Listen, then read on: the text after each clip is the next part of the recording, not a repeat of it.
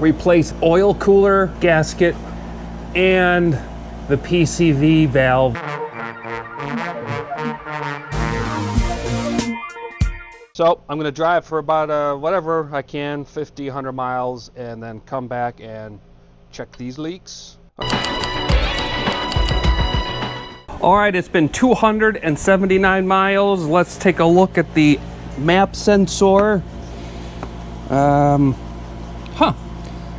mean, from here, it's dry. Yeah,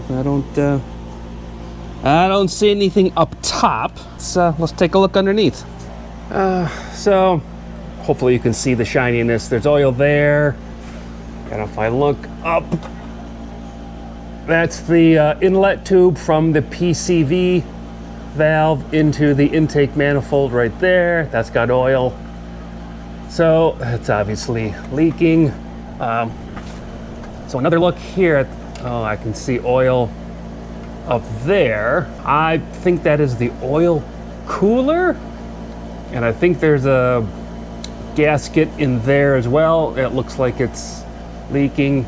So I think there are two leaks here.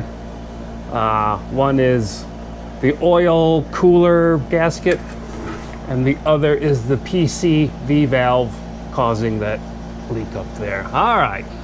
I think the recommendation is going to be replace that oil cooler gasket and the PCV valve, which will require removing the entire intake manifold and a bunch of other stuff, but I think that's what needs to be done. This is a beautiful car, to be honest, and getting rid of those oil leaks will make this a nice, clean, and pristine engine bay. Vinny, what do you think? Well, I suppose. Well, all right then. That's gonna end part 2 of this part. I'm gonna break this down into 2 different videos. One, I'll figure out how to change that. That'll be one video, and then the intake manifold will be another one. And by the time this front oil leak series is done, this will be a nice, beautiful, pristine, clean engine bay. I like that.